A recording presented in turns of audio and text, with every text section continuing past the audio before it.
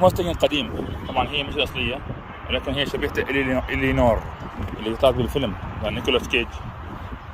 الصراحة ما شاء الله. هنشوف الرنج يا جماعة يتكلم والله.